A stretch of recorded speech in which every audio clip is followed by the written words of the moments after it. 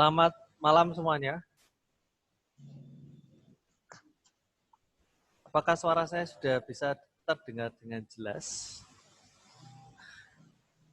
Atau masih kurang? Putus-putus. Oh, putus-putus. Putus nyambung. Mungkin dipengaruhi oleh sinyal. Kayak Ayu Ting Ting ya. Kayak siapa?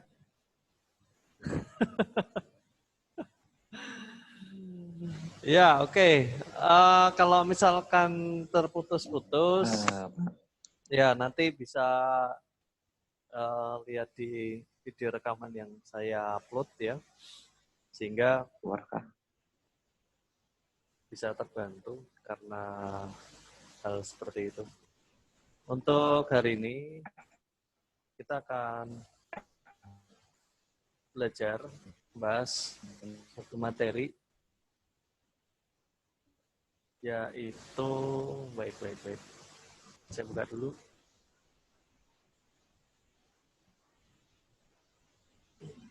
Oke. Judulnya yaitu pembukuan dalam perpajakan. Silakan disiapkan untuk cemilannya dan makanan ringan, kopi, teh. Jadi kuliah malam hari biasanya agak sedikit mengantuk biasanya, tapi ya diusahakan masih tetap bisa online tetap ya.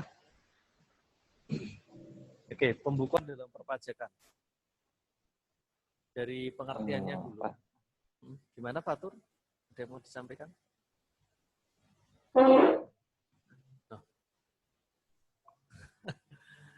Oke. Jadi pengertian dari pembukuan, suatu laporan yang menyajikan keterangan-keterangan secara lengkap dan terinci mengenai semua transaksi-transaksi yang telah dilakukan. Nah, kata lain di sini yaitu bentuk suatu laporan. Dalam suatu perusahaan biasanya dibuatkan yang namanya laporan keuangan. Itu biasa di akhir periode. Nah, laporan keuangan tersebut itu yang disebut dengan pembukuan. Oke. Dan laporan tersebut itu ya pastinya merupakan bagian yang penting dalam suatu perusahaan. Kenapa? Karena kita bisa melihat atau pimpinan bisa melihat kondisi keuangan dari suatu perusahaan. Prinsip taat asas dalam pembukuan. Oke. Nah, adalah prinsip yang sama digunakan dalam metode pembukuan dengan tahun-tahun sebelumnya untuk mencegah yang namanya pergeseran laba rugi. Jadi di saat membuat suatu laporan pembukuan di sini harus taat kepada prosedur akuntansi keuangan, kemudian sesuai dengan apa yang sudah kita ikuti, yaitu sesuai dengan laporan Ikatan Akuntansi Indonesia itu ya. Nah, kalau contohnya di sini untuk mencegah pergeseran laba rugi, di mana kalau laporan laba rugi itu pasti ada kaitannya yang pertama pengakuan penghasilan atau pendapatan, betul ya. Jadi penerapan pembukuannya itu mengenai pengakuan penghasilan atau pendapatan. Di dalam laporan laba rugi itu ada berapa penghasilan, berapa pendapatannya. Kemudian yang kedua merupakan suatu penutupan buku di akhir periode, yaitu mengenai jumlah pendapatan perusahaan. Yang ketiga yaitu metode penilaian persediaan yang berkaitan dengan harga pokok produksi pastinya. Jadi pada persediaan akhir itu akan muncul jumlahnya. Yang keempat adalah metode penyusutan atau amortisasi. Metode yang keempat ini yang berkaitan dengan yang namanya penyusutan yang berkaitan dengan aktiva tetap. Oke. Manfaat dari pembukuan itu sendiri yang pertama dapat mempermudah wajib pajak dalam mengisi SPT, surat pemberitahuan tahunan. Di mana ketika mengisikan SPT itu pasti membutuhkan yang namanya sebuah data keuangan. Ini terutama untuk perusahaan-perusahaan atau wajib pajak yang melakukan kegiatan usaha bebas atau wajib badan. Yang kedua, dapat mempermudah perhitungan penghasilan kena pajak atau PKP. Ini biasanya pengusaha-pengusaha yang memiliki usaha dagang, contohnya itu. Yang ketiga, dapat mempermudah menghitung pajak keluaran, masukan, dan PPN yang terutang. Ini sama dengan yang poin kedua, yaitu untuk wajib pajak badan yang melakukan transaksi jual beli. Dan yang keempat, pastinya manfaat dari pembukuan adalah membantu perusahaan dalam mengetahui posisi keuangan. Metode pembukuan, pengertiannya, yang pertama, poin yang pertama, di sini pengertiannya, yaitu serangkaian aturan yang digunakan. Nah, karena metode ya, berarti di sini serangkaian aturan yang digunakan untuk menentukan besarnya penghasilan dan biaya dalam suatu periode tertentu, atau menentukan dasar pengenaan PPN serta PPN terhutang. Menjadi sebuah dasar pengenaan PPN. Kalau misalkan perusahaan akan melaporkan pajak pertambahan nilai, menggunakan bantuan yaitu mencatat sebuah pembukuan. Ada dua macam metode pembukuan.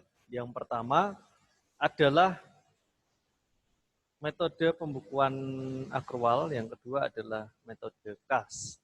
Kalau metode akrual ini dijelaskan yaitu suatu metode perhitungan penghasilan dan biaya dalam arti penghasilan diakui pada waktu diperoleh dan biaya diakui pada waktu dikeluarkan. Nah, maksudnya adalah ketika terjadi sebuah transaksi yang mengakibatkan perusahaan itu memperoleh penghasilan saat itu juga, kemudian langsung dicatat saat itu juga. Baik itu penghasilan yang bersifat, terutama untuk penghasilan yang bersifat kredit, ya contohnya kayak piutang. Walaupun itu dikatakan sebagai bentuk pendapatan, tapi secara kredit, tetapi langsung dicatat sebagai bentuk yang namanya pendapatan atau penghasilan. Lalu biaya itu pun juga diakui pada saat waktu dikeluarkan. Jadi untuk pencatatan metode ini itu tidak tergantung kapan penghasilan itu diterima dan kapan biaya itu dibayar tunai. Jadi mau tunai atau kredit itu langsung dicatat. Itu metode akrual atau ada yang nyebut juga stelsel akrual. Yang kedua adalah misalnya di sini pengakuan penghasilan berdasarkan metode persentase. Dengan menggunakan metode persentase. Jadi penghasilannya ya. Tingkat penyelesaian pekerjaan yang umumnya dipakai dalam bidang konstruksi dan real estate. Jadi ketika memperoleh penghasilannya itu ya belum langsung real berapa nominal yang diperoleh. Karena apa? Di sini menggunakan perhitungan metode persentase. Jadi penghasilannya itu disesuaikan dengan besaran proyek atau konstruksi yang sedang dikerjakan. Itu kan tidak bisa langsung diketahui saat itu juga. Tapi dengan besarnya konstruksi, misalkan tambah ini, ya maka penghasilannya akan bertambah terus-menerus. Beda dengan stelsel kas, yaitu suatu metode perhitungan penghasilan baru dianggap sebagai penghasilan atau biaya apabila benar-benar telah diterima atau dikeluarkan secara tunai.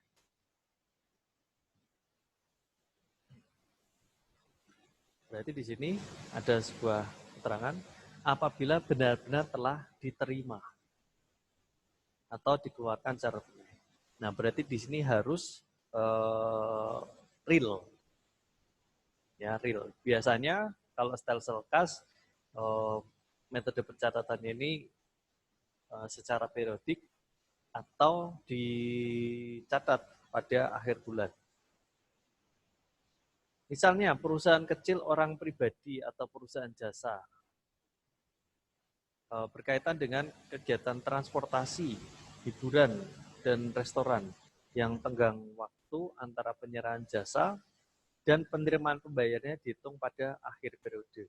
Nah, jadi di sini semua ditotal dulu, kemudian pada akhir periode transaksi, misalkan pada akhir bulan, itu sudah ketemu berapa besaran pendapatan, nah itu baru dicatat.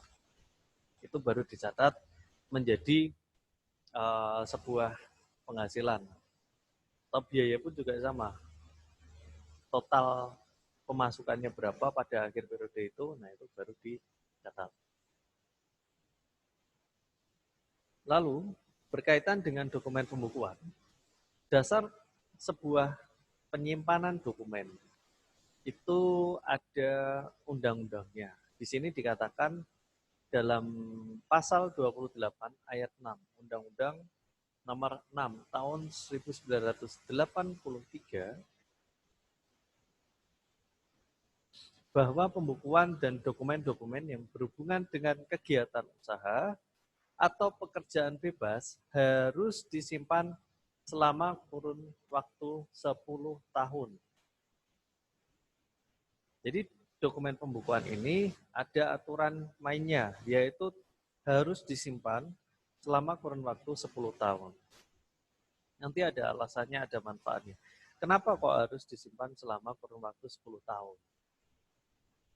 Tujuannya di sini, kenapa disimpan selama 10 tahun, yaitu jika Direktorat Jenderal Pajak mengeluarkan surat ketetapan, misalkan SKP ya, surat ketetapan pajak, semua bahan pembukuan yang diperlukan masih tetap tersedia.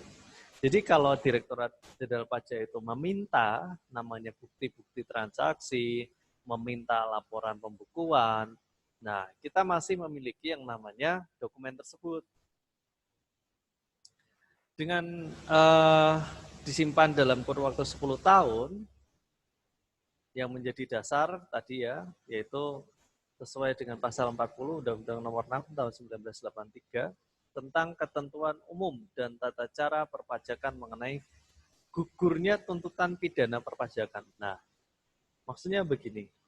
Jadi kalau misalkan kita menyimpan sebuah dokumen tersebut, lalu perusahaan kita itu diperiksa dan kita bisa menunjukkan bahwa ini dokumen yang sah, ini dokumen yang benar, maka perusahaan itu tidak akan yang namanya kena sanksi atau kena tuntutan yang lebih tinggi dari apa yang sudah dituntut oleh kantor pajak.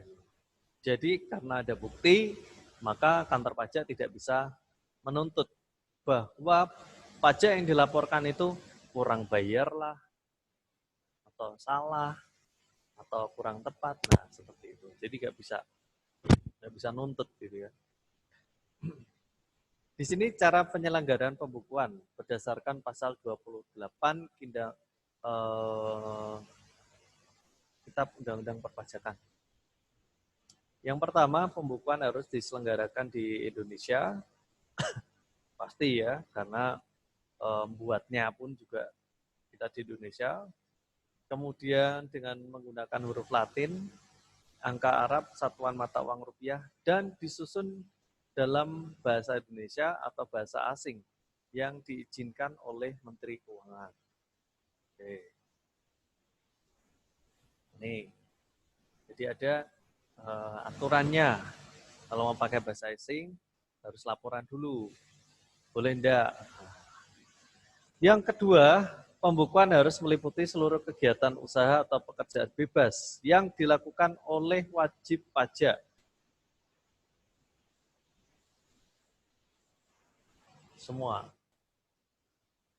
Semuanya ini ya.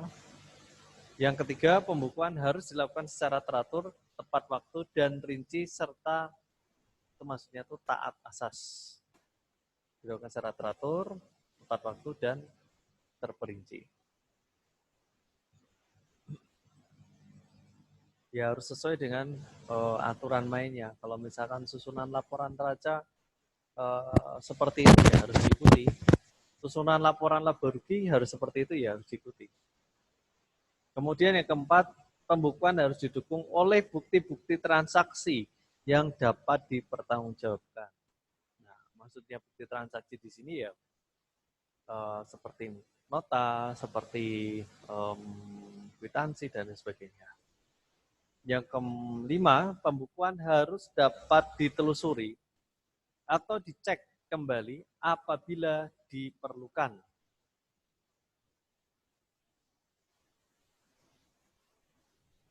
Sehingga ketika dari pihak kantor pajak itu menelusuri atau mengecek, itu benar-benar harus sesuai dengan apa yang dibutuhkan sebagai bukti-bukti tersebut. Yang keenam, pembukuan harus diakhiri dengan membuat laporan keuangan, yaitu perhitungan laba rugi dan neraca pada akhir tahun. Nah, ini penting sekali, karena biasanya yang diminta oleh kantor pajak buktinya adalah yaitu laporan keuangan. Lalu, pembukuan itu meliputi apa saja? Nah, pastinya Anda sudah paham mengenai rekening-rekening ini ya. Jadi pembukuan yang berkaitan dengan kas, pembukuan yang berkaitan dengan piutang, persediaan, aktiva tetap, dan sebagainya. Bisa kalau misalkan Anda buat menggunakan buku besar bisa, karena itu kan sebuah catatan yang terperinci mengenai tiap-tiap rekening. Kemudian juga dicatat ke dalam laporan keuangan, itu yang utama, itu yang penting. Jadi di bagian pembukuan ini saya tidak akan menjelaskan lebih detail karena Anda sudah paham lah masalah ini. Yes, sebelum saya masuk ke bagian ini, mungkin ada yang mau ditanyakan terlebih dahulu. Monggo, sambil saya tak bernafas dulu ya. Adakah yang mau bertanya?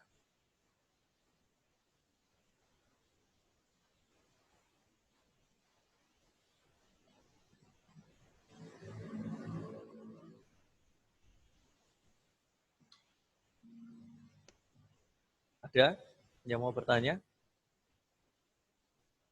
Antang-antang saja ini masih pada online semua enggak? Iya, Pak. Masih, Pak. Oh, masih ya. Iya, Pak. Nanda, masih online enggak ya? Nanda? Masih, Pak. Oh, masih. Oke. Yes. Ya, soalnya kalau saya ngomong terus kan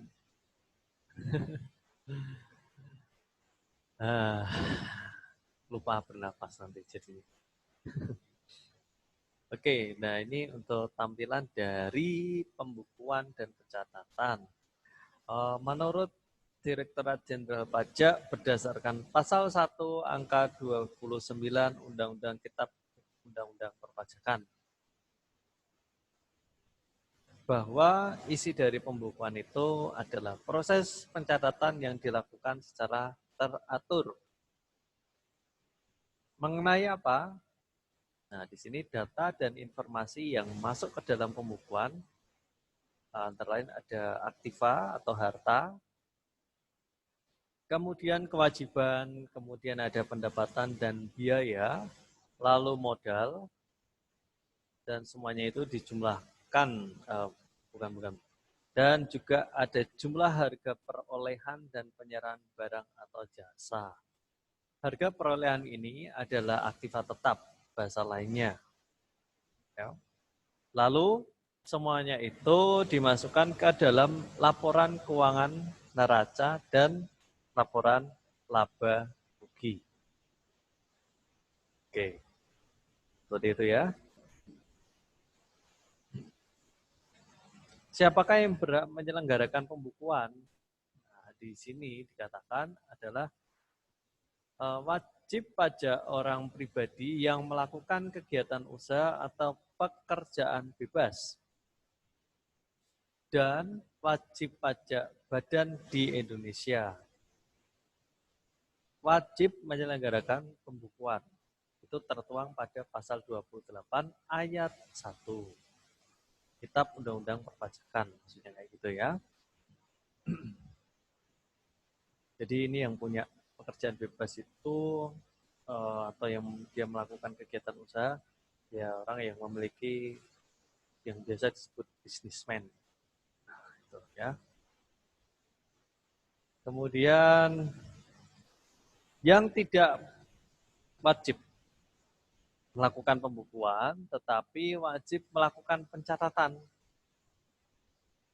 Menurut pasal 28 ayat 2, yang tidak wajib menyelenggarakan pembukuan, tetapi wajib melakukan pencatatan adalah 1. Wajib pajak orang pribadi yang tidak melakukan kegiatan usaha atau pekerjaan bebas. Contohnya seperti saya misalkan. Jadi pada saat pelaporan PPh pasal 21, saya tidak harus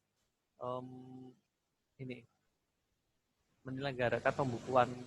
Jadi pengeluaran saya sehari-hari saya catat, kemudian ada laporan neraca laba rugi, tidak seperti itu.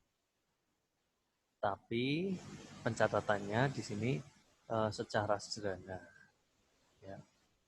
Yang kedua adalah wajib pajak orang pribadi yang melakukan kegiatan usaha atau pekerjaan bebas yang sesuai dengan ketentuan perundang-undangan perpajakan diperbolehkan menghitung penghasilan neto dengan menggunakan norma penghitungan penghasilan neto, sehingga tidak harus melakukan penyelenggaraan pembukuan karena bentuk pelaporannya di sini menggunakan NPPN.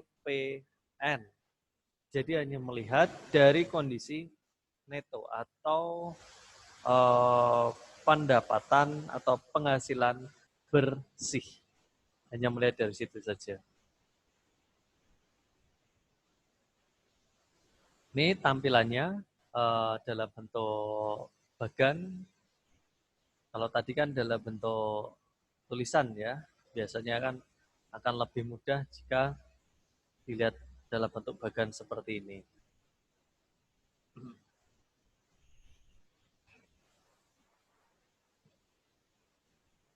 Untuk penyelenggara pembukuan dijelaskan lagi bahwa yang wajib melaksanakan pembukuan di sini adalah WPOP yang melakukan kegiatan usaha atau pekerjaan bebas dan WP badan atau perusahaan-perusahaan. Terkhusus pengecualian WPOP yang diperbolehkan menghitung penghasilan neto dengan menggunakan norma penghitungan penghasilan neto. Nah, norma penghitungan penghasilan neto itu apa? Akan dibahas nanti di kemudian hari, ya. Kemudian yang kedua adalah WPOP yang tidak melakukan kegiatan usaha atau pekerjaan bebas. Ini saya ambil berdasarkan pasal 28 Undang-Undang Perpajakan, seperti itu. Saya ambil dari Direktorat Jenderal Pajak. Lalu ini untuk sanksi-sanksi yang diperoleh, yang didapatkan bila mana dengan sengaja memperlihatkan pembukuan atau pencatatan yang palsu. Yang pertama. Yang kedua, tidak menyelenggarakan pembukuan atau pencatatan di Indonesia. Misalkan nyatetnya di luar negeri. Ya. tidak memperhatikan atau tidak meminjamkan buku, catatan, atau dokumen lain. Jadi tidak mau menampilkan bukti-bukti transaksi atau dokumen-dokumen lainnya. Lalu tidak menyimpan buku, catatan, atau dokumen yang menjadi dasar pembukuan atau pencatatan. Semuanya itu menimbulkan kerugian pada pendapatan negara. Maka dipidana penjara 6 bulan sampai 6 tahun. Tergantung dari bobot hal yang tidak dilaksanakan itu. Dan denda 2 sampai 4 kali jumlah pajak terutang yang kurang atau tidak dibayarkan. Ini diambil di Direktorat Jenderal Pajak berdasarkan pasal 39 Kitab Undang-Undang Perpajakan. Wow, ternyata juga ada sanksinya ya.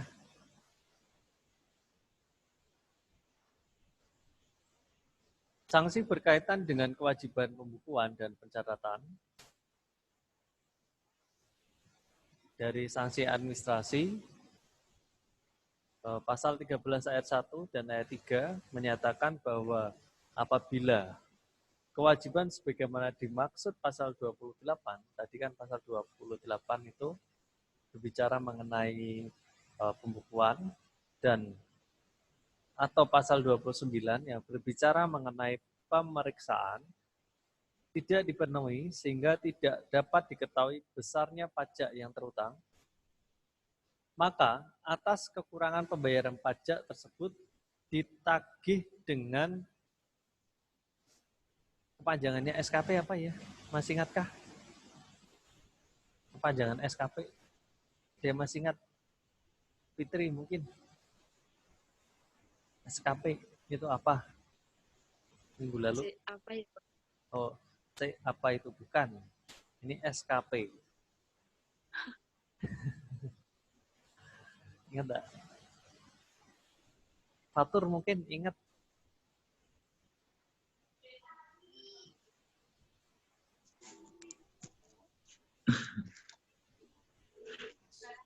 Ya.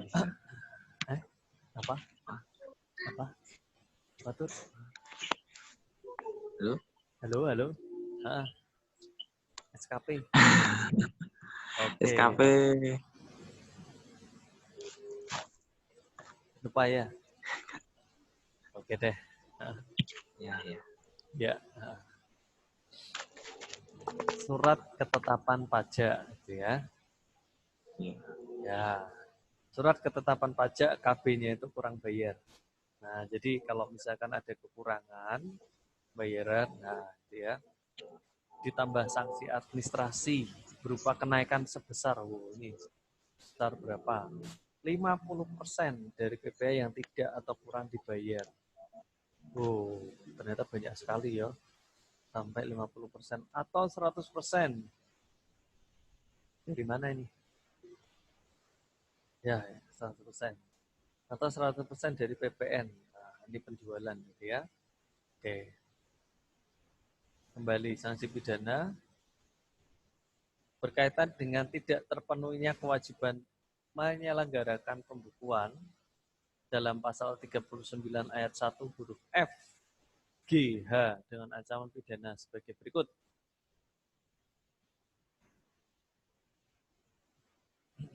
Pidana tersebut ditambah 1 kali menjadi 2 kali sanksi pidana apabila seseorang melakukan lagi tindak pidana di bidang perpajakan. Masih banyak lagi nih. Ini tadi sih sudah saya jelaskan ya, di sanksi yang diperoleh bila mana pembukuannya itu tidak menggambarkan keadaan yang sebenarnya, atau tidak dicatat di Indonesia, atau tidak meminjamkan buku atau catatan, atau tidak menyimpan buku atau catatan. Nah, semuanya itu dipidana paling singkat 6 bulan, paling lama 6 tahun. Denda paling sedikit 2 kali, paling banyak 4 kali. Nah, seperti itu. Ternyata sudah selesai nih. Nah, kira-kira seperti itu untuk materi yang saya sampaikan. Ini suara saya juga udah mau habis nih.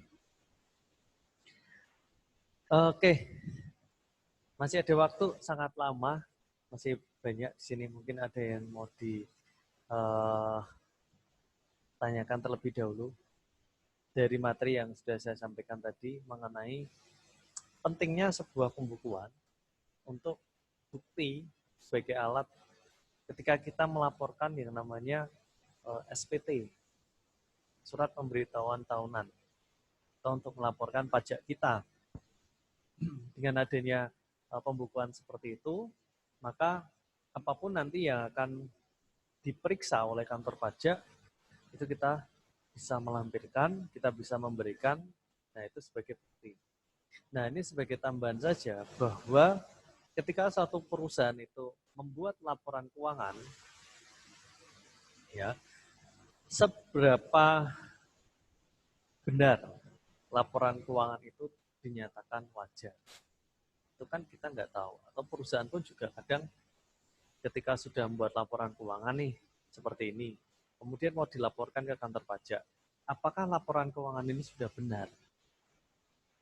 Timbul yang namanya pertanyaan. Nah, kemudian bagaimana caranya supaya laporan keuangan itu benar-benar dikatakan itu wajar atau benar? Ada yang mungkin bisa menjawab? Untuk menguji apakah laporan keuangan itu benar, itu caranya bagaimana? Mungkin ada yang tahu?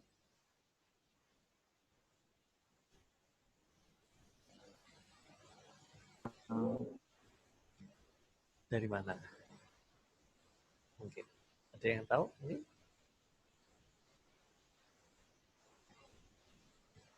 Ada? Dari mana?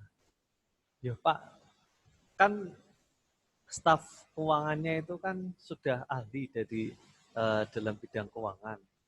Jadi ya sudah pasti dong laporannya itu benar. Betul enggak? Seperti itu.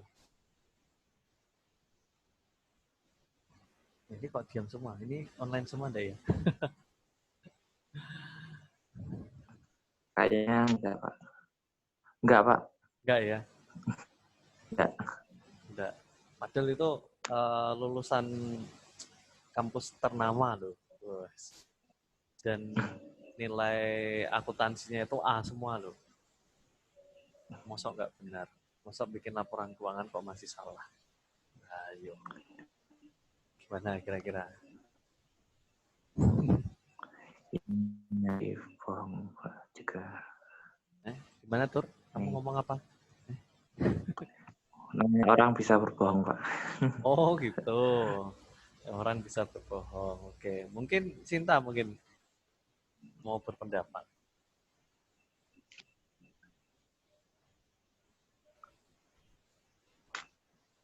Kira-kira. Mana? Sinta online enggak? Masih aktifkah Sinta? Oh, masih ya. Iya, Pak. Mungkin kira-kira solusinya yang tadi kira-kira bagaimana?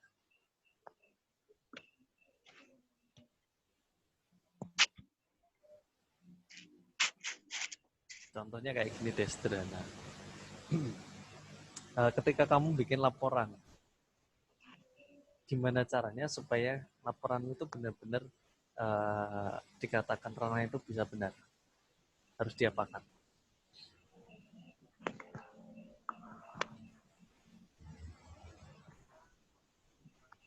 Harus dihitung. Dihitung. Siapa yang hitung? Sana nih, Ya, akuntannya. Kamu udah bikin toh laporan, udah kamu hitung. Pasti catatanmu kan berarti udah benar nih. Betul ya? Tapi untuk menyatakan bahwa laporanmu itu benar-benar valid, ya berarti harus ada orang lain yang apa? Orang lain harus meriksa. Kalau cuma melihat toh, tapi nggak diperiksa, nggak dicek, nggak di apa namanya kalkulasi lagi, ya kurang. Nah, jadi di sini adalah ketika laporan keuangan itu sudah jadi, maka harus ada yang meriksa. Pernah dengar kata audit? Enggak? Pernah. Pernah. Pernah ya? Kayaknya Nah, jadi yang namanya audit ini adalah bentuk pemeriksaan pembukuan atau bentuk pemeriksaan laporan keuangan. Sebelum laporan keuangan itu diserahkan, misalkan ke kantor pajak atau ke investor ya, misalkan. Nah itu semuanya itu diaudit terlebih dahulu. Baru nanti auditor dia akan memberikan yang namanya surat rekomendasi bahwa laporan keuangan yang perusahaan Anda pimpin itu wajar. Kalau wajar itu berarti dikatakan itu benar. Jadi seperti itu. Nah, jadi ketika Anda membuat suatu laporan keuangan supaya itu dikatakan valid, dikatakan benar, dikatakan wajar, harus ada yang memeriksa. Itu ya. Memeriksa. Iya, harus ada yang meriksa. ya. Fitri, kenapa? Sinyalnya sepertinya. Pak, kalau yang memeriksa juga salah, Pak.